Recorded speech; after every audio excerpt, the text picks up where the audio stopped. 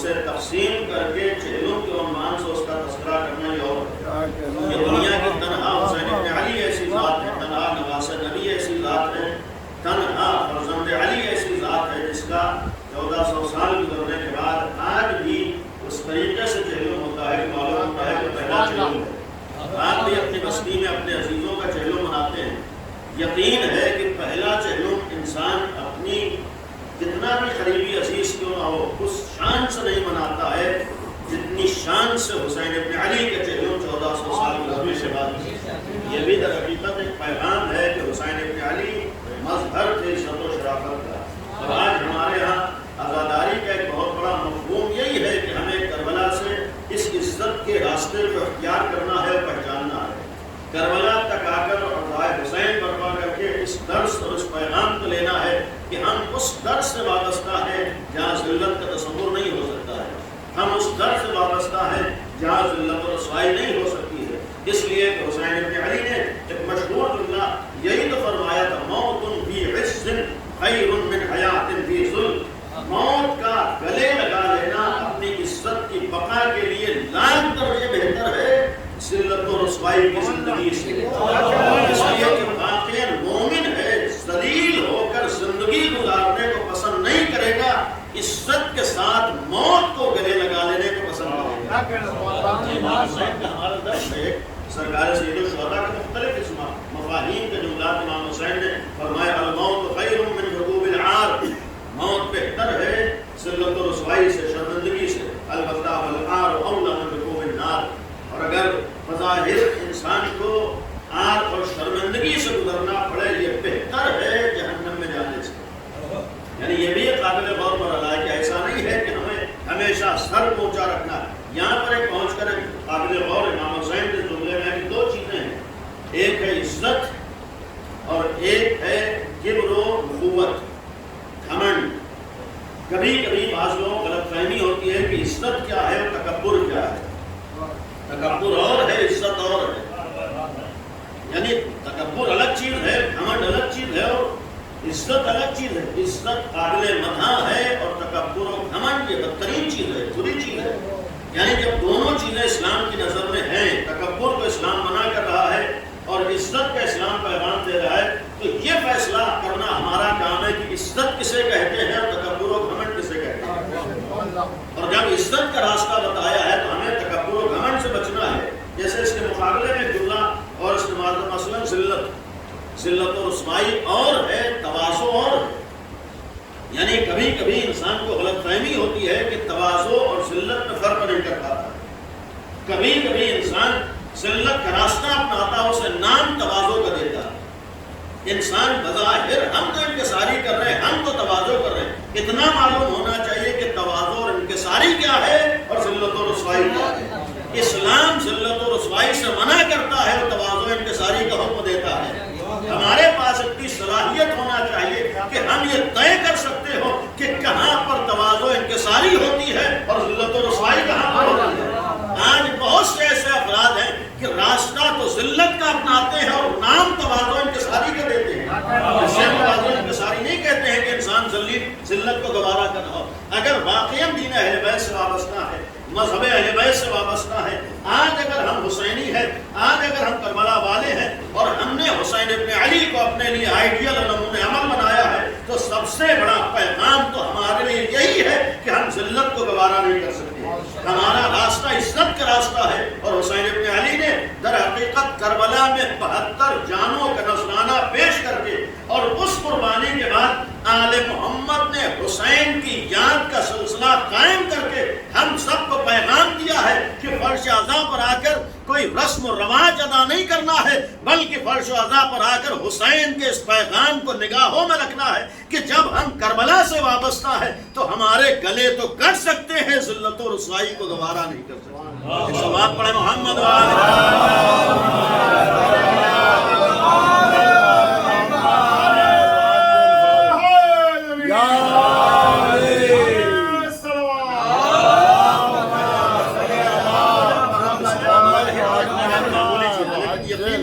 کربلا کا آج چونکہ اربعین حسینی ہے، اور آج اس وقت کم از کم یہ حسینی اربعین حسینی عزت کا ایک مظہر ہے، نمونہ ہے۔ واقعاً کربلا کی طرف نگاہ اٹھا کر دیکھیں، بہت سے ایسے یادیں اور واقعات ہیں کہ جہاں پر کتابوں کی حد تک ہیں یا چاہنے والوں کی زبانوں پر ہیں، ماننے والے بیان کرتے ہیں، لیکن حسینی عزت کو اگر انسان اپنی نگاہ سے دیکھنا چاہتا ہے تو سرزمین کربلا پر جا کر آج بھی 40 حسینی کے دن دیکھ سکتا ہے۔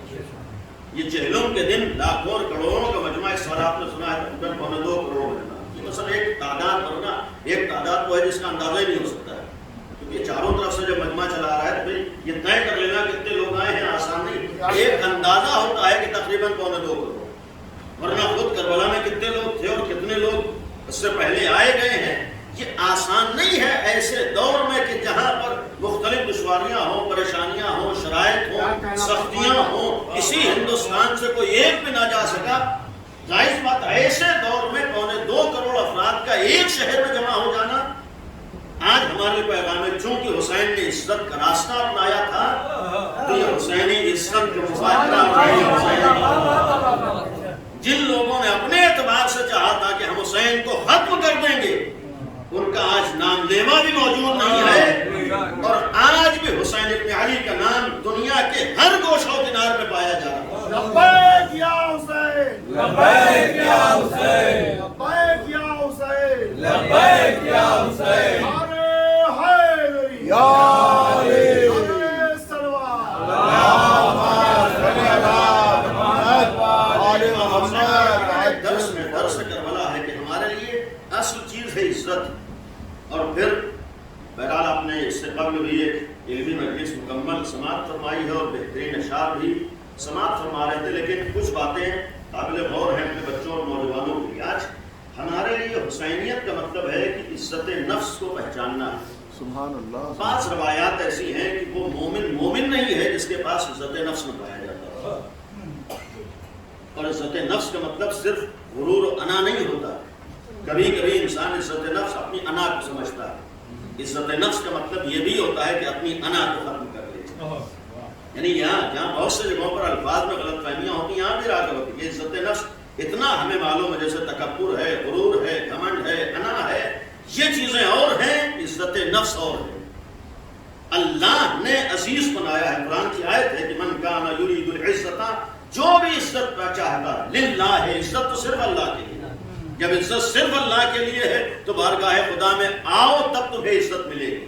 بارگاہ خدا میں سر جھکاؤ، اس لیے کہ وَلِلَّهِ الْعِزَّةُ، اللہ نے عزت کو اپنے سے مخصوص کیا، اپنی ذات سے عزت کو مخصوص کیا، اور پھر اگر اپنی ذات سے مخصوص کیا ہے تو اس کے بعد اگر کسی کو عزت دی ہے رسول کریم کو عزت عطا ہوئی ہے، وَلِلْمُؤْمِنِينَ، اور مومنین کو عزت اللہ نے عطا کی ہے، وَلَكِنَّ الْمُنَافِقِينَ لَا يَعْلَمُونَ، یہ منافق ہے جنہیں نہیں معلوم ہے کہ عزت کسے کہتے ہیں۔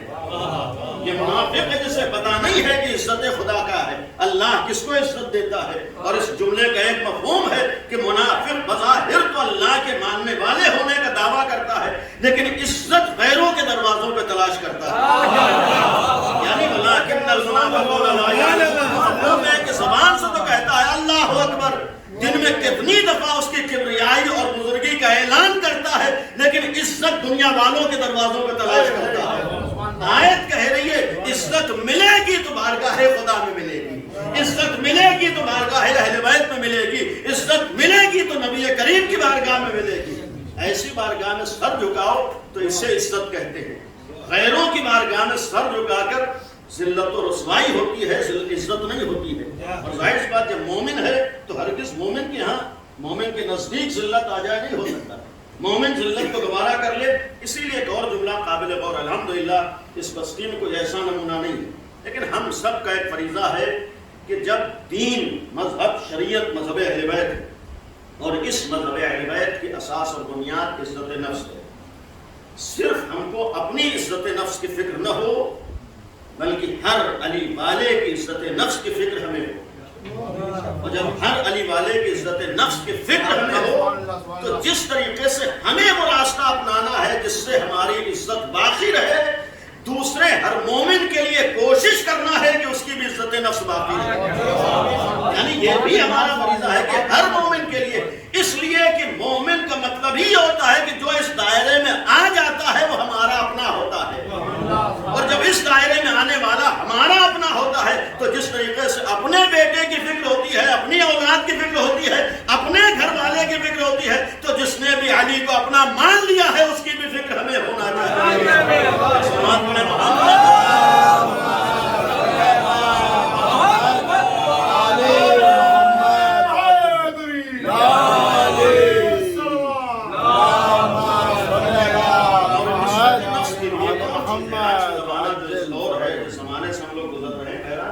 قابل غور ہے، بعض موقعوں پر یہ فیصلہ کر لینا آسان نہیں ہوتا ہے کہ ہمارے لیے راستہ کیا ہے، لیکن اتنا یقین رکھیے کہ اسے مومن نہیں کہا جاتا ہے حقیقی معنی میں جو اپنے لیے یہ فیصلہ نہ کر سکے کہ اس وقت ہماری ذمہ داری کیا ہے۔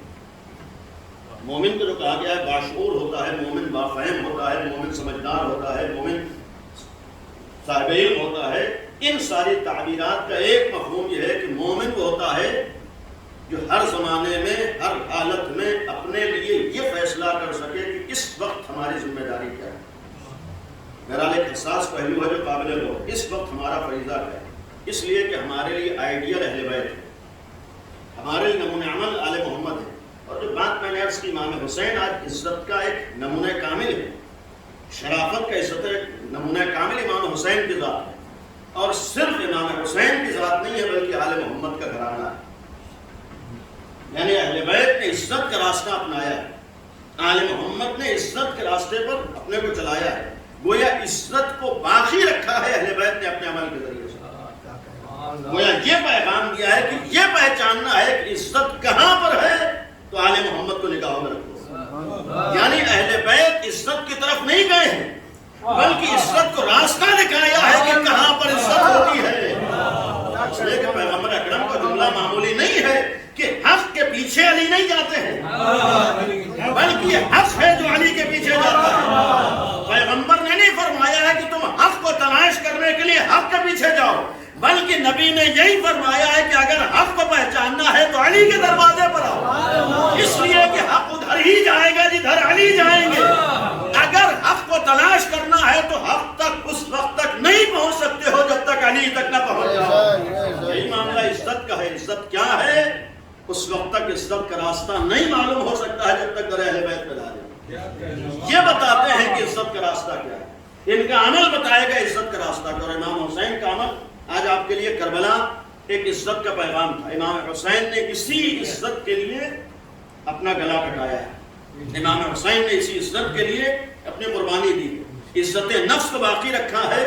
یہ جو بیعت کا معاملہ ہوتا ہے، بیعت کا مطلب صرف ہاتھ پہ ہاتھ رکھ دینا نہیں تھا، بیعت کا مطلب ہوتا ہے اپنی انسانی عزت کی حفاظت کر لینا، اور جب بیعت ایک مفہوم ہے کہ عزت کی حفاظت، تو مفہوم یہ بھی ہوتا ہے کسی باطل کے آگے سر نہ جھکانا، اسے عزت کہتے ہیں۔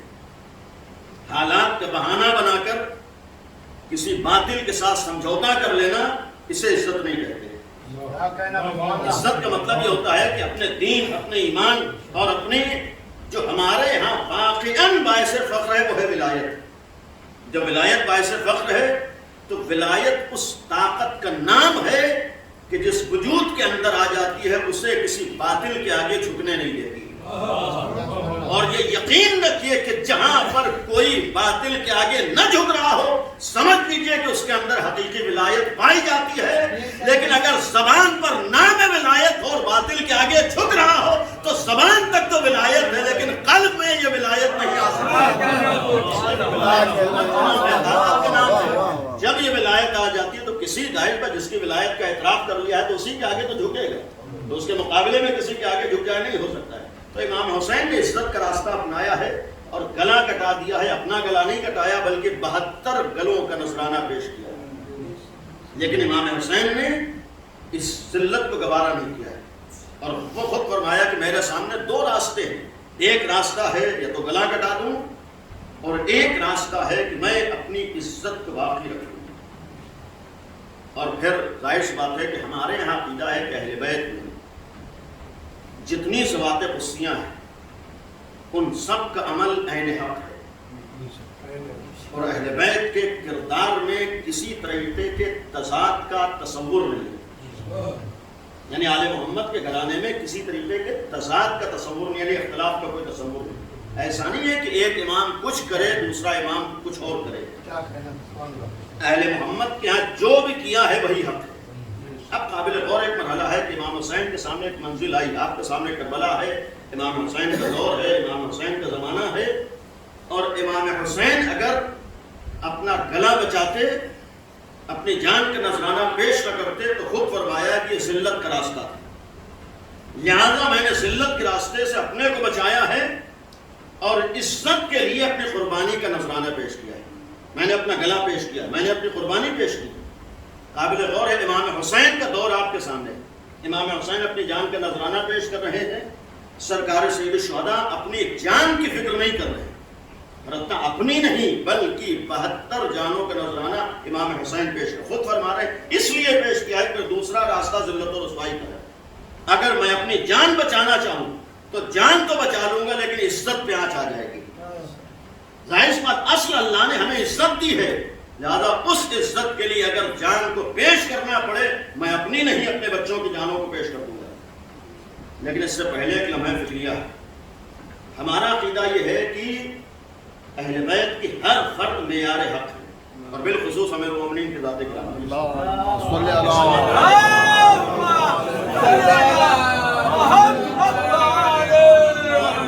کائنات کے لیے، بہرحال نوجوانوں کے لیے ایک لمحہ، امیر المومنین کے لیے تو ہمارا عقیدہ ہے، پیغمبر کی ایک حدیث ہے کہ کانا ابوہما افضلہما، پہلے ہے امام حسن امام حسین کی تمام کائنات سے افضل، اور پھر فرمایا کہ ان کے باپ ان سے افضل ہے۔ یعنی بہرحال 5 چیزوں میں یہ چہاردہ معصومین تمام کمالات کے حامل ہیں، 5 چیزوں میں سب ایک ہیں، لیکن بسا اوقات فضیلت کے اعتبار سے فرق پایا جاتا ہے۔ یہ خود پیغمبر کی حدیث گواہ ہے کہ امیر المومنین کی عظمت فضیلت امام حسن امام حسین سے زیادہ ہے۔ کانا ابوہما افضلہما، یہاں حضرت نے فرمایا کہ ان کے باپ ان دونوں سے افضل ہے۔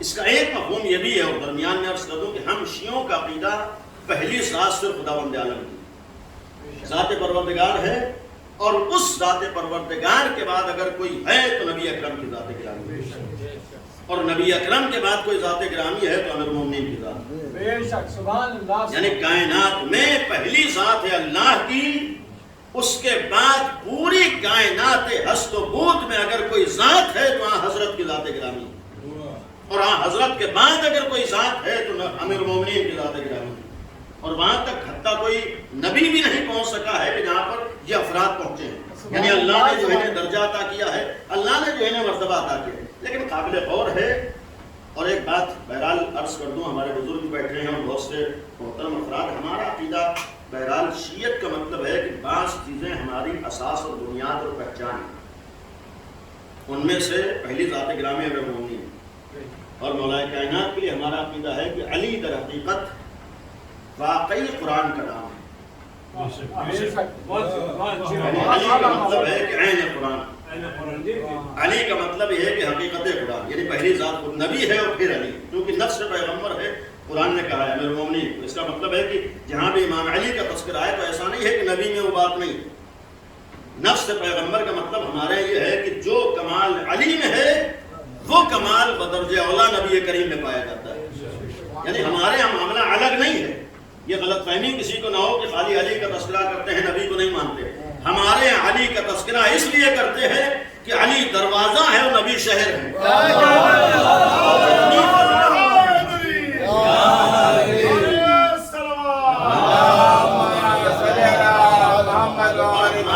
اس میں کوئی دو رائے نہیں ہے، اپنی ذمہ داری پیش کرو کہ ہمارے یہاں عظمت پیغمبر میں کمی ہو جائے اسے شیعہ نہیں کہتے، یعنی شیعہ کا مطلب ہی یہ ہے کہ من کنت مولا، یعنی شیعہ وہ ہوتا ہے جو پہلے نبی کو مولا سمجھتا ہے پھر علی کو مولا۔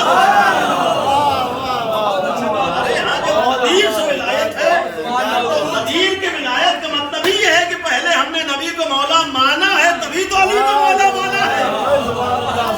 اب ہی یا رسول اللہ،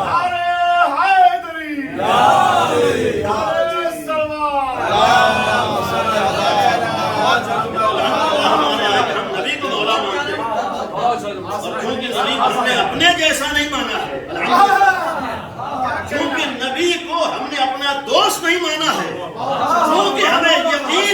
نبی تو اللہ کے دوست ہیں، ظاہر سی بات جو اللہ کا دوست ہو ہمارے جیسا اس کا دوست بن جائے؟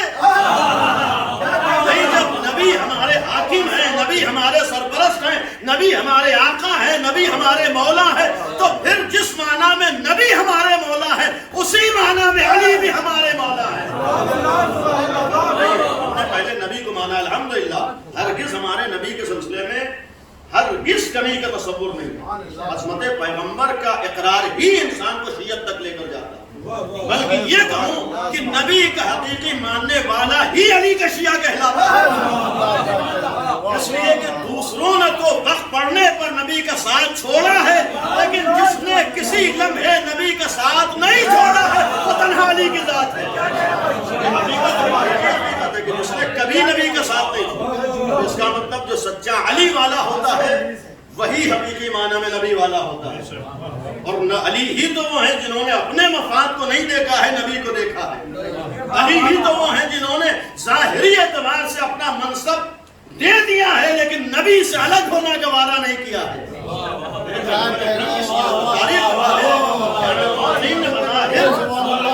منصب سے دور ہونا گوارا کر لیا ہے لیکن نبی سے دور ہو جائیں یہ گوارا نہیں کیا۔ اور یہی تو اعلان کیا ہے کہ جب اللہ نے مجھے نفس سے پیغمبر بنایا ہے تو نفس وہی ہوتا ہے جو ہرگز جدا نہیں ہوتا ہے۔ نفس پیغمبر اگر قرآن کہہ رہا ہے تو پھر نبی سے علی جدا ہو جائے نہیں ہو سکتا، اور پھر جب علی سے جدا ہو جائے تو جتنا علی کا ماننے والا ہوگا اس سے زیادہ نبی کا ماننے والا ہوگا، اور پھر ظاہر بات جو نبی کا ماننے والا ہو وہ علی کا ماننے والا نہ ہو نہیں ہو سکتا۔ تو پہلی چیز ہے کہ ہم امیر المومنین کو عین قرآن سمجھتے ہیں اور نبی کی عظمت کے قائل ہیں، اس لیے کہ نبی ہی سے ہم کو علی ملے۔ یہی ایک قابل غور چیز ہے کہ ہم کو نبی ہی سے تو علی ملے، تو اگر ہمیں علی کے اوپر فخر ہے تو پہلے اس ذات پر فخر ہوگا جس نے علی جیسا وجود ہمیں عطا کیا۔ اصل اللہ ہے لیکن اللہ اور ہمارے درمیان جو ذریعہ بنا ہے وہی تو نبی ہے، تو وہی نہیں سکتا ہے کہ ہم علی والے ہوں نبی والے ہوں۔ الحمدللہ ہم نبی والے ہیں۔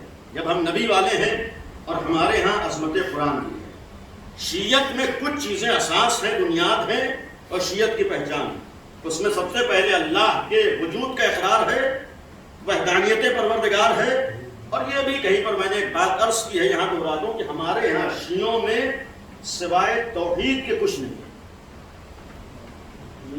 ہم شیعوں میں سوائے توحید کے کچھ نہیں۔ اصل دین صرف ایک ہے جسے توحید کہتے ہیں۔ ہمارے ہاں اصل دین جو اصول دین کہتے ہیں جمع کر کے 5 ہیں، یہ صرف ایک ہے، 5 نہیں۔ بقیہ جتنی چیزیں ہیں وہ توحید کا لازمہ ہے، توحید سے ہٹ کے نہیں۔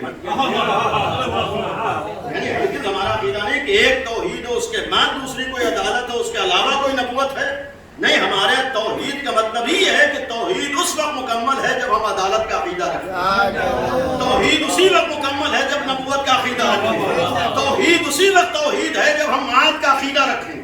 ہمارے توحید سے ہٹ کے نہیں گیا، اصل توحید ہے، خدا کے ماننے والے الحمدللہ ہماری پہچان وحدانیت پروردگار ہے، توحید پروردگار ہے۔ لہذا ایک بات اور، شیعوں میں شرک کا تصور نہیں ہو سکتا، کسی اور مذہب میں تو شرک کا تصور ہو سکتا ہے لیکن علی کے ہاں شرک کا تصور ہو جائے نہیں ہو سکتا، اس لیے کہ جو مولا، جو رہبر، جو امام زندگی میں ایک لمحے کے لیے بھی شرک کی طرف نہیں گیا ہے وہ تنہا علی ہے۔ جس نے ایک لمحے کے لیے بھی کسی خدا کے غیر کے آگے سر جھکایا ہو وہ تنہا علی ہے، نہ جھکایا ہو جس نے۔ الحمدللہ امیر المومنین وہ ہیں جنہوں نے کبھی بھی غیر خدا کی پرستش نہیں کی۔ ہمارا دین کا معیار وحدانیت ہے، توحید ہے، اور صرف معبود خداوند عالم ہے۔ شیعوں کا مطلب ہی ہے کہ جو اللہ کے علاوہ کسی کو معبود نہیں مانتے، معبود خدا ہے، پھر نبی ہے، اور پھر علی ہے، اور علی کا مطلب قرآن علی سے جدا نہیں۔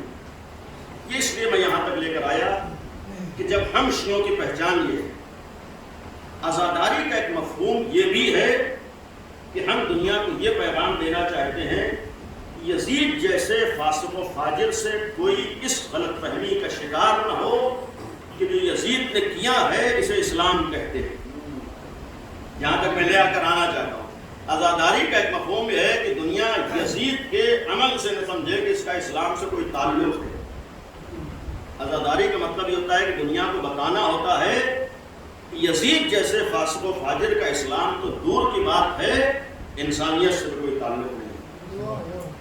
یعنی یزید جیسے افراد کا اسلام سے کوئی تعلق نہیں ہے۔ پیغام یہ دینا ہوتا ہے کہ ان کے چہروں پر دشمنوں نے صرف اسلام کی نقاب ڈالی تھی تاکہ ان افراد کو اسلام کے اندر داخل کر کے اسلام کی جڑوں کو کاٹے۔ یہ باقاعدہ استعمال ہے جو یزید کو مسلمان بنا کے لایا ہے تاکہ اسلام کو نقصان پہنچایا جائے۔ اور جب کربلا میں ایک نمونہ ہمارے سامنے ہے کہ دشمن نے یزید کو اپنا اعلی کار بنایا ہے اسلام کے خلاف، تو یقین رکھیے کہ ہر دور میں استعمال ایسے افراد کو استعمال کر سکتا ہے جن کے چہروں پر تو حق کی نقابیں ہوں لیکن ان کے ذریعے سے اندر سے اسلام کی جڑوں کو کاٹنے کی کوشش ہوتی ہے۔ یہ ہر زمانے میں ممکن ہے، ہر دور میں ممکن ہے۔ آج چاہے ISIS جیسے افراد ہو، عزاداری کا ایک پیغام ہے کہ ایسے افراد کا اسلام سے کوئی تعلق نہیں، چاہے سپاہی صحابہ و طالبان جیسے افراد ہوں، ان کا اگر کردار وہ ہے کہ ایسے افراد کا اسلام سے کوئی تعلق نہیں۔ اسی طریقے سے دین، مذہب، قرآن، نبی، رسول کی بات آ جائے، جو بھی نبی، رسول، قرآن کا ماننے والا ہو اسی کا تعلق اسلام سے ہوتا ہے، اور جو عصمت قرآن پہ انگلی اٹھا رہا ہو، جو عصمت نبی پہ انگلی اٹھا رہا ہو، جو پیغمبر اکرم کی توہین کر رہا ہو، جو قرآن کی آیات کے نکالنے کی بات کر رہا ہو، عزاداری کا ایک مقصد یہ کہ ہمارا اعلان ہے کہ ایسے افراد کا شیعت تو دور کی بات ہے، اسلام سے بھی کوئی تعلق نہیں ہے۔ ایسے افراد کا مسلمان ماننے کا تیار نہیں ہے، شیعت کا مرتبہ تو بہت بلند ہے، اور دعوے سے کہنے کا کہ ایسے افراد تو مسلمان دور کی بات ہے، آج دشمنان اسلام کا اعلی کار ہیں کہ تاکہ شیعت کے اندر آ کر شیعت کی جڑوں کو کاٹے۔ یہ افراد در حقیقت دشمنان تشیع ہیں۔ شیعت اس لیے کہ کوئی علی والا ہو اور عصمت قرآن پہ انگلی اٹھا دے، کوئی علی والا ہو عصمت نبی پہ انگلی اٹھا دے۔ آج اگر عصمت قرآن باقی ہے یہی تو علی کا احسان ہے، آج اگر عصمت قرآن باقی ہے تو آل محمد کا احسان ہے، آج اگر عصمت نبی باقی ہے تو حسین ابن علی کا احسان ہے۔ کربلا میں امام حسین نے اسی لیے تو قربانی دی تھی کہ آؤ تم ہمارے ذریعے سے قرآن کی عظمت کو پہچانو۔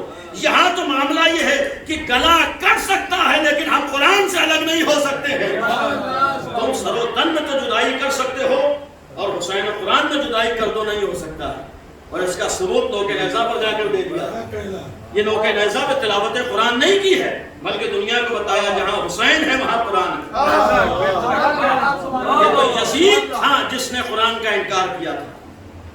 بہرحال بات آئی، قابل غور چیز ہے، یزید کے اشعار آپ نے پڑھے ہیں، تاریخ میں موجود ہے۔ یزید صاف صاف کہتا تھا، یعنی اس سے اس کے خاندان کو پہچانے مشن کیا ہے، یعنی یزید کو کس لیے لایا گیا۔ یزید یہ کہتا تھا کہ نہ تو کوئی قرآن آیا ہے، نہ کوئی رسول آیا ہے، نہ کوئی نبی آیا ہے۔ یعنی یزید تھا کہ جو صاف صاف قرآن کا بھی انکار کر رہا تھا اور رسول کا بھی انکار کر رہا تھا۔ امام حسین یزید کے مقابلے پر آ کر پہچانوا رہے تھے کہ میں اس لیے یزید کے مقابلے پر آیا ہوں تاکہ تم پہچان لو کہ اس کا تعلق اسلام سے نہیں ہے۔ تو مقابلے پر آ کر یہ بھی پیغام دے دیا کہ جو بھی عصمت قرآن یا نبی کی عصمت پر انگلی اٹھائے اس کا تعلق یزیدیت سے ہوتا ہے۔ اس لیے کہ اگر قرآن کا انکار کیا ہے تو یزید نے کیا ہے، گویا جس زمانے میں جو بھی قرآن کی کسی ایک آیت کا انکار کرے اس کا تعلق یزیدیت سے ہوتا ہے۔ اور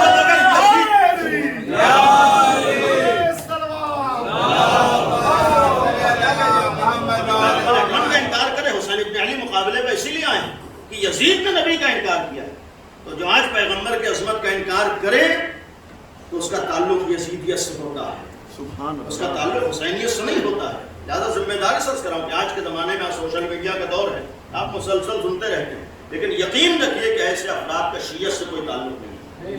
میں اپنی ذمہ داری سے کر رہا ہوں کہ ایسے افراد جو قرآن کے سلسلے میں شک کا شکار ہو جائیں، نہ یہ کہ آیات کے نکالنے کی بات کریں، جو قرآن کے سلسلے میں شک کا شکار ہو جائے وہ علی کا شیعہ نہیں ہو سکتا۔ جو پیغمبر کے سلسلے میں نبوت پہ شک کرتا ہوا نظر آئے اس کا تعلق علی سے نہیں ہو سکتا ہے۔ قرآن تو دور کی بات ہے، جو نبوت میں شک کرے اس کا تعلق نہیں ہوتا ہے۔ جو باقاعدہ توہین کر رہا ہو جو پیغمبر اکرم کی عظمت کے اوپر انگلی اٹھا رہا. تو بات یہاں تک تھی کہ امام حسین کا ایک عمل ہمارے سامنے ہے. دوسری قابل غور چیز، بہرحال وقت نہیں لینا ہے، دوسری قابل غور چیز خود مولائے کائنات کا عمل ہے. آپ کربلا نگاہوں میں رکھیے کہ امام حسین کے سامنے ایک طرف اپنی جان کا نذرانہ پیش کرنا تھا اور اس راستے کو اختیار کیا، اور مقابلے میں یزید ہے.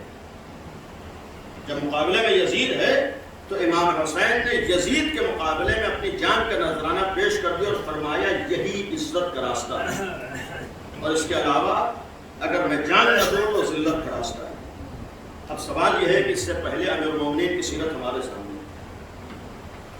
یعنی آپ خطبہ شفیہ اٹھا کر پڑھیے، مولائے کائنات کے سامنے بھی آغاز یہیں سے تو اما واللہ لقد تقم مصائب ابی قحافہ وانه لا يعلم ان محل منها محل القطب من الرعاء ينادر بالسيل ولا يقع الي الطير فصدلت عنها صوبا وطويت عنها قشها وطفقت ارتئي بين ان اصول بيد الجزاء او اصبر على تخية عمياء.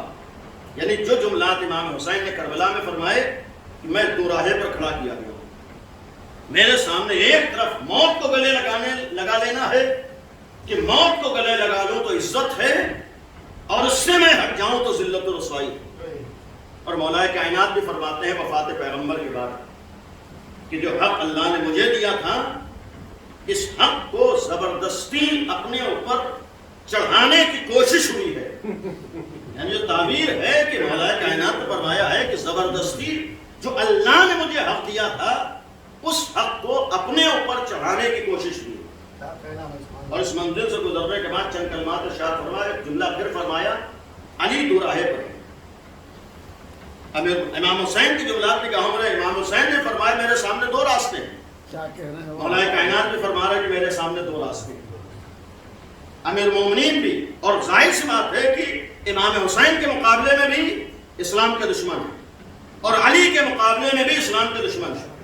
کوئی فرق نہیں ہے، اس لیے کہ معیار حق یہی ہے. جب معیار حق یہی ہے تو جو بھی ان کے مقابلے میں آئے گا وہ باطل ہوگا. اور اگر نبی نے فرمایا ہے کہ علی حسین سے افضل ہے تو جتنا برا حسین کا دشمن ہوگا علی کا دشمن اس سے برا ہوگا. اس بات ہے کہ ابی طالب کے مقابلے پر آنے والا اس سے بڑا دشمن ہوگا. اور پھر اگر امام حسین کے مقابلے پر آنے پر امام حسین نے موت کو گلے لگایا. اب جوانوں سے ایک سوال ہے کہ امیر مومنین خود فرما رہے ہیں کہ میرے سامنے دو راستے ہیں. جذبات میں آ جانا اور ہے اور صحیح طور پر دین کو سمجھنا اور ہوتا ہے. ہمارے ہاں دین و شریعت کا نام یہ نہیں ہے کہ ہم جذبات کے بہاؤ میں بچ رہے ہیں، بلکہ دین و شریعت و ولایت کا مطلب ہے کہ ہمیں یہ معلوم ہو کہ کس وقت ہمارا فریضہ ہے. اور آل محمد ہمارے نمونہ عمل ہیں. امیر مومنین ہمارے لیے آئیڈیل ہیں، امام حسن ہمارے لیے آئیڈیل ہیں، امام حسین ہمارے لیے آئیڈیل ہے. یہ فیصلہ کرنا ہے کہ کس وقت کون امام ہمارے لیے آئیڈیل ہے. یعنی یہ ہمیں طے کرنا ہے کس وقت کون امام ہمارے نمونہ عمل ہے. امام حسین کا بھی راستہ ہے کہ جہاں پر موت کو گلے لگایا ہے. امیر مومنین کے سامنے بھی دو راستے ہیں. وہاں بظاہر علی نے موت کو گلے نہیں لگایا ہے بلکہ اپنی جان کو بچایا ہے. آسان چیز نہیں ہے. امیر مومنین کا عمل آپ کے سامنے. وفات پیغمبر کے بعد امام علی کا کردار کیا ہے؟ اگر مولا کائنات سامنے آ جاتے جنگ کرتے تو پھر معاملہ جنگ پر ہوتا اور ہو سکتا تھا کہ علی کی جان چلی جائے، اس لیے کہ لوگ ساتھ چھوڑ چکے ہیں. امیر مومنین کا ایک کردار وفات پیغمبر کے بعد ہے اور ایک کردار امام حسین کا ہے. اور ہمارا عقیدہ ہے کہ ان دونوں کرداروں میں تضاد اور اختلاف نہیں ہو سکتا. جب تضاد و اختلاف نہیں ہو سکتا ہے تو کم از کم اتنا ماننا پڑے گا کہ ہمارے لیے علی بھی آئیڈیل ہے، حسین بھی آئیڈیل ہے. تو اصل مقصد یہی ہوگا کہ ہمیں یہ پہچاننا ہے کہ کب علی ہمارے لیے آئیڈیل ہے اور کب حسین ہمارے لیے آئیڈیل ہے. ہو سکتا ہے حالات ایسے ہوں کہ جہاں پر ہمیں امیر مومنین کو اپنے لیے نمونہ عمل بنانا ہو، اور ہو سکتا ہے کبھی حالات ایسے ہوں کہ جہاں پر آقا حسین کو اپنے لیے آئیڈیل بنانا. اور جب امام حسین نے اپنی جان دے کر بتایا ہے کہ جان دینا عزت کا راستہ تھا امیر مومنین کا کردار گواہ ہے کہ کبھی جان کا بچانا یہ عزت کا راستہ ہوتا ہے. سبحان اللہ. جب دو ہی چیزیں ایک وقت، ایک جان دے کر کہہ رہا ہے عزت کا راستہ یہ ہے، اور ایک جان کو بچا کر کہہ رہا ہے کہ عزت کا راستہ یہ ہے. بظاہر اختلاف اس بات کا گواہ ہے، یہاں جان کو نہیں دیکھا جاتا ہے بلکہ اپنے مشن کو دیکھا جاتا ہے. یہاں جان کو نہیں دیکھا جاتا ہے، اپنے مقصد کو دیکھا جاتا ہے. اگر مقصد کی حفاظت کے لیے اپنی جان کو بچانا پڑے تو عزت کا راستہ یہ ہے کہ تم اپنی جان کو بچاؤ، اور اگر اپنے مقصد کے لیے اپنا گلا کٹانا پڑے تو عزت کا راستہ یہ ہے کہ اپنے قربانی پیش کرو. یعنی یہ ہمارے سامنے متضاد کردار نہیں ہے، پیغام ہے آج ہمارے لیے. اور پھر اصل پیغام ہے عزت کا راستہ اپنانا. اور جب عزت کا راستہ اپنانا ہے، آخری بات اپنے بچوں کے لیے اور جوانوں کے لیے، عزت کا راستہ اس زمانے میں کہ ہمارا سر ہمیشہ بلند رہے، سر جھکنے نہ پائے. مولا حسین نے یہی تو فرمایا، ہم نے تمہیں عزت کا راستہ بتایا. جب عزت و سربلندی کا راستہ بتایا ہے تو ان راستوں کو اپناؤ جس سے تمہاری عزت و سربلندی باقی رہے، تمہیں کسی کے آگے سر نہ جھکانا پڑے. اور آج کے زمانے میں اتنا تو ثابت ہے کہ انسان اگر دوسروں کے آگے سر جھکانے پر مجبور ہوتا ہے، یا تو علم کا معاملہ ہوتا ہے یا دولت کا معاملہ ہوتا ہے. یعنی یا تو علم کی وجہ سے آدمی دوسرے کے آگے سر جھکانے پر مجبور ہوتا ہے، اور یا دولت کی وجہ سے انسان دوسرے کے آگے سر جھکانے پر مجبور ہوتا ہے. اور اگر امام حسین نے ہمیں عزت کا راستہ بتایا ہے تو اس عزاداری کا ایک بہت بڑا پیغام یہ ہے کہ فرش عزا پر آ کر اس پیغام کو لے کر جاؤ کہ اگر حسینی ہو تو یہ سر جھک نہیں سکتا، اور جب حسینی ہے سر نہیں جھک سکتا ہے. اور عزت و سربلندی کے لیے اگر علم ضروری ہے اور اقتصاد ضروری ہے تو پھر نہیں ہو سکتا ہے حسینیوں کے درمیان جہالت پائی جاتی ہو یا غربت پائی جاتی ہو. حسینیت کا مطلب ہے کہ ہمیں جہالت کو ختم کرنا ہے، حسینیت کا مطلب ہے کہ ہمیں غربت کا خاتمہ کرنا ہے. اس لیے کہ یہی جہالت و غربت قوموں کو مجبور کرتی ہے دوسروں کے آگے سر جھکانے.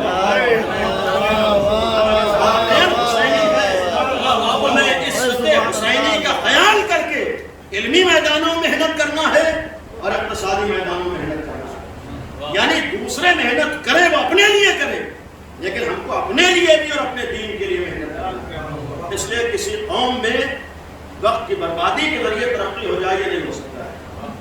اپنے وقت کی اہمیت کو سمجھنا ہوگا، اپنے ٹائم کی اہمیت کو سمجھنا ہوگا. عزاداری رسم نہیں ہے بلکہ ایک ذمہ داری ہے جس کو ادا کرنے کے لیے ہم آتے ہیں. جب ذمہ داری ادا کرنے کے لیے آتے ہیں تو یہاں سے یہ پیغام لے کر جاتے ہیں کہ حسین نے ہمیں عزت کا راستہ بتایا ہے.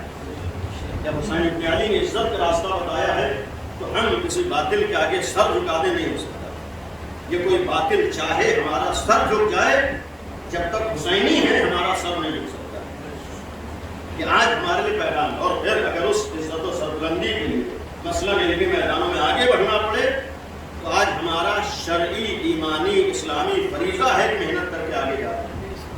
اور اگر عزت و سربلندی کے لیے مال و دولت کی ضرورت ہو تو آج ہمارا ایمانی اور شرعی فریضہ ہے کہ مالی اعتبار سے اقتصادی میدان میں ہم محنت کر کے آگے بڑھیں.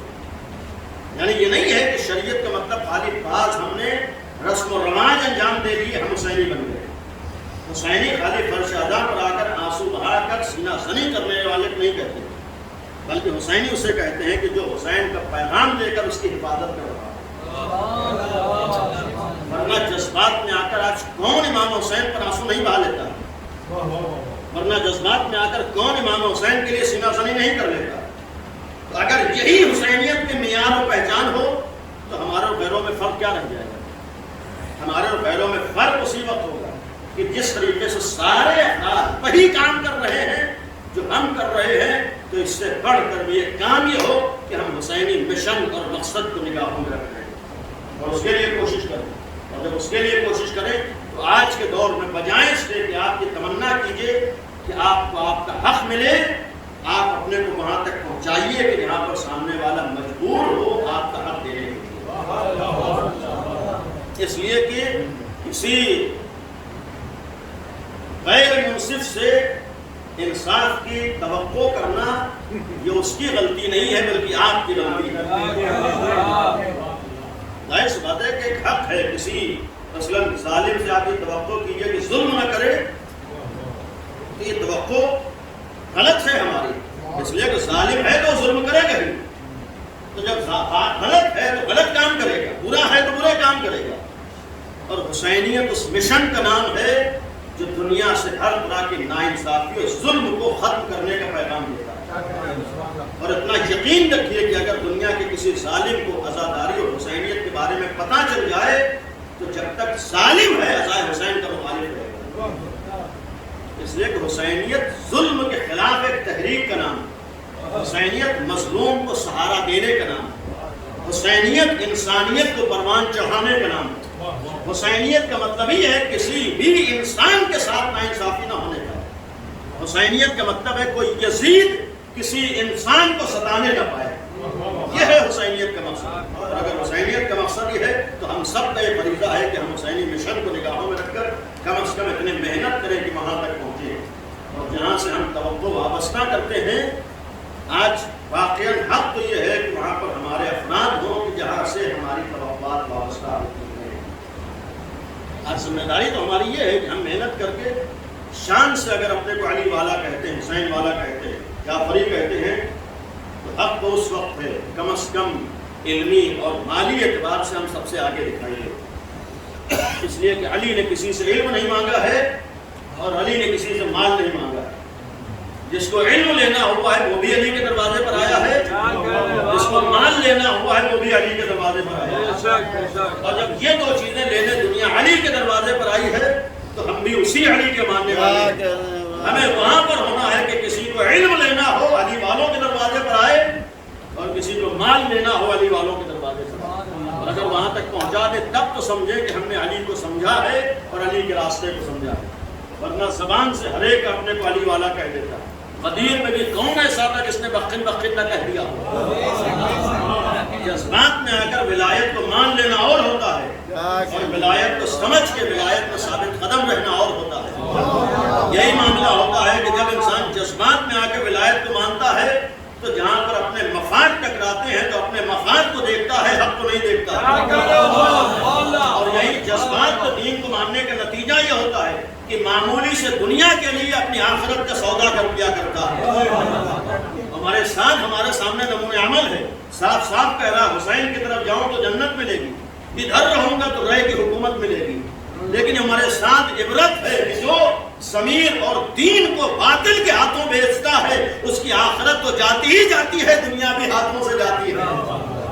ایک عبرت ہے، پیغام ہے کہ جہاں پر دنیا بھی ملنے والی نہیں ہے۔ یہ بعض لوگوں کی بھول ہوتی ہے کہ ہمیں فلاں نیتا سے خوشی مل جائے گی اور فلاں جگہ سے فلاں مفاد مل جائے گا اور فلاں جگہ سے یہ فائدہ ہو جائے گا۔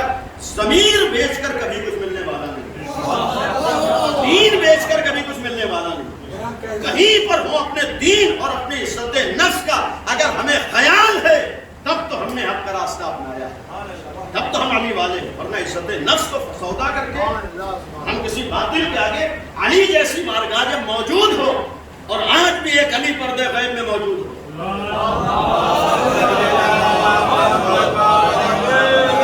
آپ احساس بتائیے اگر کسی کو پتا ہو، مثلا ہمارا ایک بزرگ ہمارے گھر میں موجود ہے کہ جس سے بہت سے ہم کام کروا سکتے ہیں، تو کیا کسی اپنے مخالف کے دروازے پر جائے گا کہ ہمارا اپنا کام کرا دو؟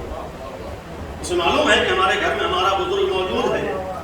جس قوم کو یہ معلوم ہو کہ اس کا امام پردے غیب میں موجود ہے، جس علی والے کو یہ معلوم ہو کہ غدیر میں اللہ نے رسول کے ذریعے علی کی ولایت کا اعلان نہیں کیا ہے بلکہ قیامت تک کی ولایت کا اعلان کیا ہے۔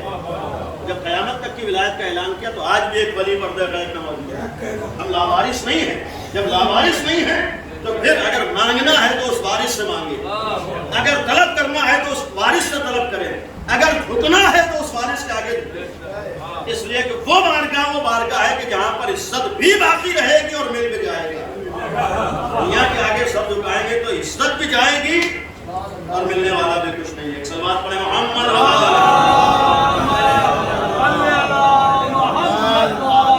اور اسی عزت کے لیے حسین ابن علی نے موت کو گلے لگایا، فرمایا الموت بہتر ہے، موت کو گلے لگا لینا اپنی عزت کی بقا کے لیے اس ذلت و رسوائی کی طرف جانے، اور صرف ایک نئی جان کا نذرانہ بلکہ 72 جانوں کے نذرانے حسین ابن علی کربلا میں پیش کرتے گئے، اور ایسی قربانی تھی کہ آج بھی جس کا اثر ہم اپنی نگاہوں سے دیکھ سکتے ہیں۔ یقیناً بہرحال دنیا سے جانے کا سلسلہ یہ نظام کائنات ہے، لوگ جاتے رہتے ہیں، اور میں نے ابتدا میں بھی عرض کیا کہ آپ نے اپنی بستی میں مختلف جگہوں پر اپنے عزیزوں کا چہلم کیا ہو، لیکن انصاف سے بتائیے کہ جو احساس جو کیفیت اپنے عزیزوں کے چہلوں میں ہوتی ہے کہ وہی کیفیت و احساس امام حسین کے چہلوں میں 1400 سال گزرنے کے بعد بھی ہوتا ہے، بہت فرق ہوتا ہے۔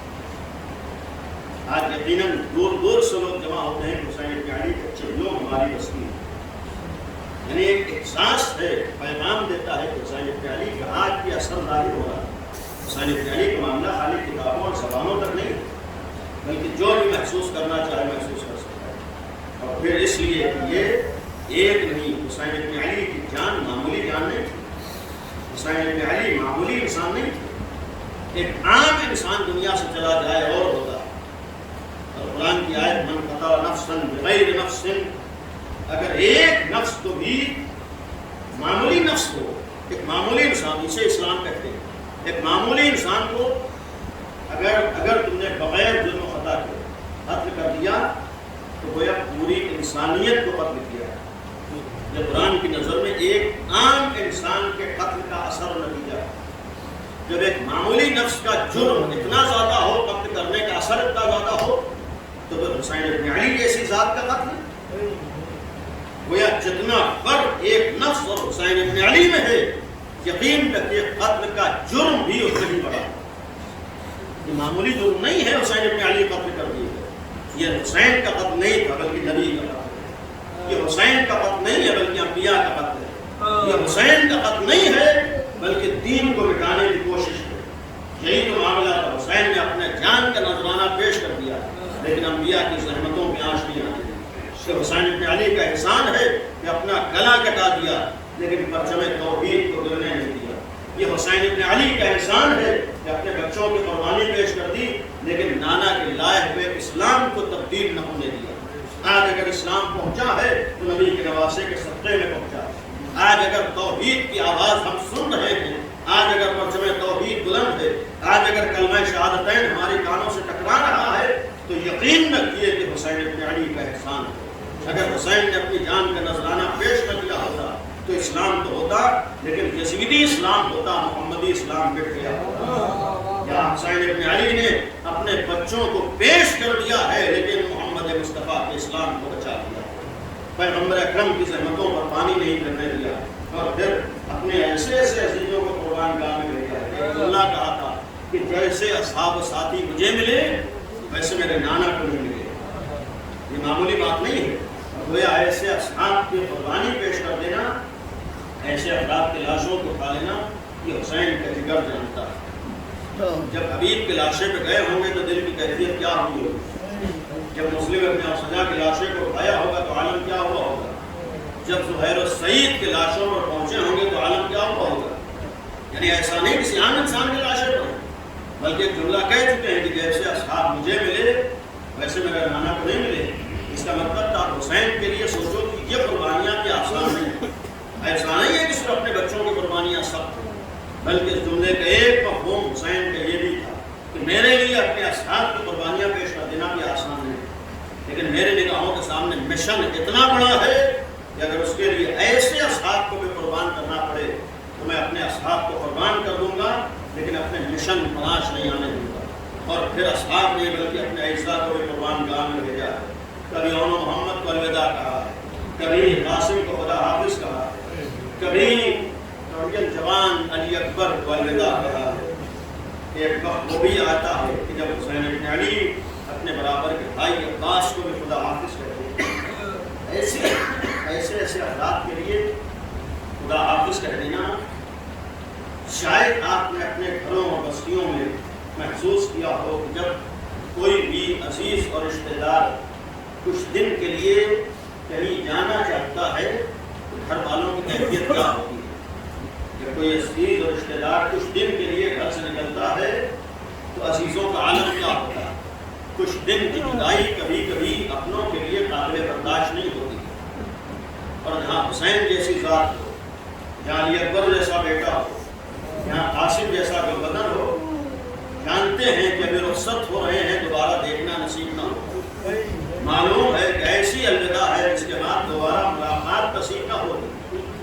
وقت انسان اگر کسی کو خدا حافظ کہے تو کیفیت کیا ہوتی ہے؟ امام حسین سے پہلے سب خدا حافظ کہہ کے گئے، اور پھر وہ منزل بھی آتی ہے کہ آقا حسین میرے خیمہ پر آ کر آواز دیتے ہیں کہ بہن تم پر حسین کا آخری سلام، اے ماتی کنیز رضا تم پر حسین کا آخری سلام۔ جناب ام کلثوم کو سلام کیا، جناب زینب نے فرمایا کہ ناجائے اس طریقے سے رخصت نہ ہوئیے، خیمے میں تشریف لائیے تاکہ خواتین آپ سے رخصت ہوئے۔ امام حسین خیمے میں آئے ہیں اور آخری لمحات میں جناب سید سجاد کے پاس ہم پہنچے اور اسرار امامت سپرد کیے ہیں، اور پھر یہ بھی ایک جملہ مشہور ہے، فرمایا کہ سید سجاد جب قید شام سے چھوڑ کے مدینے جانا تو میرے چاہنے والوں کو حسین کا سلام کہے۔ آج اگر اتنا زمانہ گزرنے کے بعد آپ حسین علی کا غم منا رہے ہیں، حسین نے آپ کو اس وقت یاد کیا ہے جس وقت انسان کو کسی کا خیال میں نہیں آتا ہے۔ آپ سوچئے جو صبح سے 71 لاشیں لا چکا اور اپنے عزیزوں کو خدا حافظ کہے گا، وقت یہ ہے کہ زینب کو الوداع کہیں، امام سجاد کو خدا حافظ کہیں، سکینہ کو سمجھائیں، امام سجاد کو خدا حافظ کہیں۔ انصاف سے بتائیے کہ ایسے وقت میں امام فرما رہے ہیں کہ سید سجاد میرے چاہنے والوں کو میرا سلام کہے گا۔ پیغام تھا کہ گویا ایسے وقت میں بھی تمہارے آقا نے تمہیں خاموش نہیں کیا۔ آج اگر اپنے آقا حسین کو یاد کر رہے ہو تو پھر سوچو حسین نے تو اس وقت یاد کیا ہے کہ جب حسین دنیا سے رخصت ہو رہے تھے، اور گویا یہ ہم جمع اس لیے بھی ہوتے ہیں کہ آقا جو اس آواز کو اوپر لبیک کہنا ہے۔ مولا آپ نے اگر ایسے موقعوں پر ہم کو یاد کیا ہے تو ہم بھی آپ کی بارگاہ میں حاضر ہیں۔ جو راستہ آپ نے ہمیں بتایا ہے، جو مشن آپ نے چھوڑا ہے، علم ناصر کا مفہوم یہ تھا کہ ایک مشن میں تمہارے حوالے کر کے جا رہا ہوں، ایک پیغام میں تمہیں دے کر جا رہا ہوں، اس مشن اور اس پیغام کی حفاظت کرنا بھی تمہارا فریضہ ہے۔ آنسوؤں کا مطلب یہ ہے کہ آپ عبداللہ حسین، یہ آنسوؤں کا نذرانہ آپ کی بارگاہ میں حاضر ہے، لیکن اس عہد کے ساتھ کہ جو مشن آپ نے بتایا ہے اس مشن پر ہم چلتے رہیں گے، اس مقصد کو ہم نگاہوں میں رکھیں گے۔ اور جب آقا حسین نکلے ہیں، بیویاں تو رویا کھڑی ہوئی تھی، ایک دفعہ خیمے سے برآمد ہوئے، نظر یمیناً شمالا، ایک دفعہ دائیں جانب دیکھا، دائیں جانب دیکھا، حسرت سے جملہ کہا، میرے شیروں کہاں ہو، میرے جوانوں کہاں ہو، کوئی آواز نہ آئی۔ ایک دفعہ خیمے کا پردہ ہٹا اور ایک جناب گوش بیوی برآمد ہوئی، کہ ماں جائے ابھی تو مجھے صبر کی تلقین کر رہے تھے، کہ بھیا ابھی تو مجھے سمجھا رہے تھے کہ تمہیں کیا ہو گیا؟ فرمایا کہ زینب کیا کرو، مجھے میرے شیر یاد آ گئے، جب بھی میں سوار ہوتا تھا تو میرے جوان آگے بڑھتے تھے، جب بھی میں سوار ہوتا تھا تو میرا قاضی عباس مجھے ساتھ میں تھا، جب بھی میں سوار ہوتا تھا تو میرا کڑیل جوان اکبر آگے بڑھ کے مجھے سہارا دے کے سوار کرتا تھا۔ فرماتے حسین کی آخری سواری ہے اور کوئی سوار کرنے والا نہیں، جائے حسین یہ بہن موجود ہے، یہ تمہیں سوار کرے گی۔ امام حسین نے سوار کیا، اب منظر یاد سنتے رہتے ہیں۔ ابھی کسی نے کہا کہ اس بستی کی گویا الوداعی مجلس ہوتی ہے، اس لیے کہ ایام ازا یقیناً ہمارے لیے امام حسین کی ایک نعمت ہے جو ہمارے پاس ہے، اور جتنا بھی ہم کریں کم ہے، حق ازا ادا ہو جائے نہیں ہو سکتا ہے۔ ایسے موقعوں پر حاضر ہو کر یہ کہنے کا حق بھی ہے کہ عبداللہ حسین جو بھی ہم نے کیا ہے یہ اعتراف ہے کہ حق ادا نہیں ہو سکتا ہے، ہم نے عزائے حسین کا حق ادا کر دیا اور نہیں ہو سکتا ہے، کوتاہیوں کا اعتراف ہے، کمیوں کا اعتراف ہے، نقائص کا اعتراف ہے، لیکن معلوم ہے آپ کریم ابن کریم ہے، آپ کی بارگاہ میں یہی تمنا ہے کہ ہمارے اس معمولی عمل کو قبول فرما لیجیے، ہمارے آنسوؤں کے نذرانے کو قبول فرما لیجیے۔ امام حسین کو جناب زینب نے سوال کیا، بس آخری جملات تھے، فرمایا کہ جب چلے ہیں ایک دفعہ رہبار نے آگے بڑھنے سے انکار کیا، جب رہبار نے بڑھنے سے آگے انکار کیا ہے تو امام حسین نے فرمایا کہ رہبار یہ تیرے آقا کی آخری سواری ہے، اب اس کے بعد تیرا آقا تجھ پہ سوار نہ ہوگا، اپنے مولا کو مقصد تک پہنچا دے۔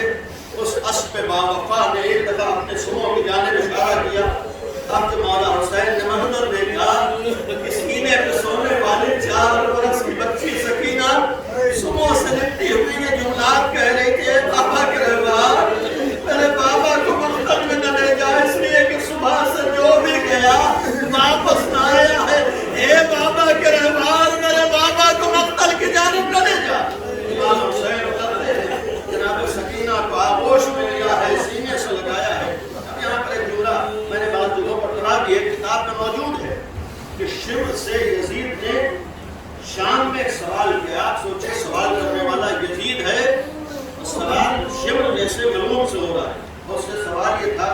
کہ کربلا میں اتنے مصائب ڈھائے گئے، کیا کسی مصیبت کو دیکھ کر تیرا دل بھی پسیجا ہے؟ کیا کسی منظر کو دیکھ کر تو بھی متاثر ہوا ہے؟ یزید شمر سے پوچھ رہا ہے. آپ سوچیں کربلا میں معمولی مصائب نہیں تھے. جب اس سے سوال کیا کسی منظر کو دیکھ کر تیری آنکھوں میں آنسو آئے ہیں؟ اس معلوم نے کہا کہ یزید کسی منظر کو دیکھ کر میرا دل تو نہیں پسیجا. ہاں ایک منظر ایسا تھا جس نے میرے دل کو تڑپا دیا. اس معلوم نے فوراً سوال کیا وہ کون سا منظر تھا؟ تو شمر نے جواب دیا کہ یزید حسین مقصد آخر کے لیے چلے ہیں اور آخری مرحلے میں 4 برس کی بچی سامنے آ کر کھڑی ہوتی ہے اور حسین کے دامن کو پکڑ لیتی ہے. تو اب میں یہ سوچ رہا تھا حسین باپ ہے، سب کو تو سمجھا لیا، سب کو تو خدا حافظ کہہ دیا، سب کو تو الوداع کر دیا، اب یہ باپ اپنی بچی کو کیسے الوداع کہے گا؟ اس لیے آپ نے بھی گھروں میں دیکھا ہوگا جب آپ گھر سے نکلتے ہیں سب کو سمجھا لینا آسان ہوتا ہے، لیکن جب چھوٹی بچی سامنے آ جائے تو ایک باپ کے قدم آگے نہیں بڑھتے. ابھی تو امام حسین کے لیے امتحان تھا. امام سکینہ سامنے آ کر کھڑی ہوئی ہے اور یہ جملہ کا بابا بولے کس کے سہارے چھوڑ کے جانا؟ بابا صبح سے جو بھی گیا ہے وہ واپس آیا. اے بابا حسین تم تو جانتے ہو کہ مجھے سکینہ کہا ہی اس لیے گیا کہ میں آپ کے سکون کا سبب ہوں. سکینہ کو حسین کیسے سمجھائے؟ یہی کہتا ہے ابھی حسین ہی جانتے ہیں کہ آخری وقت میں اپنی 4 برس بچی کو کیسے الوداع کہہ کے آگے بڑھے ہیں. ہاں جناب زینب کے پاس آئے اور آج کے جملہ کہا ہوگا اے زینب یہ حسین کی امانت تمہارے حوالے ہے. امام حسین رخصت ہوئے ہیں، امام حسین چلے ہیں، امام حسین نے الوداع کہا ہے، لیکن چلتے چلتے ایک امانت بھی اپنی بہن جناب زینب کے حوالے کی ہے. آخری لمحات میں سوچئے کہ امام جناب زینب جیسی چاہنے والی بنے، آقا حسین جیسا امام ہو، ایسا بھائی ہو. آپ تصور کیجئے کہ اگر کوئی ایسا عزیز چاہنے والا آخری وقت میں کوئی امانت ہمارے حوالے کر دے تو ہم اس امانت کو کتنی اہمیت دیں گے، اس امانت کا کتنا خیال کریں گے. انصاف سے بتاؤ حسین جیسے بھائی نے الوداع کہتے کہتے اپنی بہن زینب کو جو امانت دی ہے کوئی اور امانت نہیں تھی، 4 برس کی بچی سکینہ. یہی تو کہا تھا اے بہن یہ سکینہ بطور امانت تمہارے حوالے ہے. حسین نے تو الوداع کہا ہے، زیادہ نہیں پڑھنا. امام حسین رخصت ہوئے ہیں، آقا حسین الوداع کہہ کے چلے گئے، لیکن زینب کے پاس ایک امانت حسین تھی. یہی تو وجہ ہے کہ جب شام غریبہ کا سناٹا چھایا ہے امام زینب نے تمام بچوں کو تلاش کیا ہے. ایک جملہ جناب ام کلثوم سے کہا ہے بہن ام کلثوم سارے بچے دکھائی دے رہے ہیں لیکن بھیا کی امانت دکھائی نہیں دیتی ہے. اے بہن ام کلثوم چلو آ جائے کہ امانت کو تلاش کرتے ہیں. جناب زینب کے لیے کتنی عزیز جناب سکینہ تھی، بھتیجی ہیں، بھائی کی بیٹی ہے، اور اس سے بڑھ کر ماجائے نے آخری امانت سونپی. اب تصور کیجئے کربلا کے بعد روایت آپ لوگ سنتے رہتے ہیں کربلا سے شام تک یہ بچی جن مسائل کا شکار ہو کر گزری ہے. اب عام بچی ہو اس پر مصیبتیں ہوں اور ہوں، لیکن ایک لمحے کے لیے انصاف سے بتائیے جب جناب زینب کو آخری وقت میں مولا حسین نے بطور امانت سکینہ سپرد کی ہے، جب کربلا کے بعد شام تک اس بچی پہ تماچے لگتے ہوں گے، اس بچی پہ تازیانے لگتے ہوں گے اور یہ بچی حسرت سے اپنی بھومی کو دیکھتی ہوگی تو زینب کے دل کا عالم کیا ہوتا ہوگا. آئے ماں جائے کہ امانت میری نگاہوں میں. یہ تو معمولی بات نہیں ہے، بس ایک منظر کا گانا ہے. 40 امام حسین بھی ہے کہ بچی جو اس شام میں آئی ہے بس ایک سوال بھومی سے کرتی کہ اے بھومی اماں ہمیں وطن جانا کب نصیب ہوگا، اے بھومی جان ہمیں آزادی کب ملے گی، اے بھومی اماں یہ پرندے بھی اپنے اپنے آشیانوں پر چلے جاتے ہیں، ہم اپنے وطن کب جائیں گے.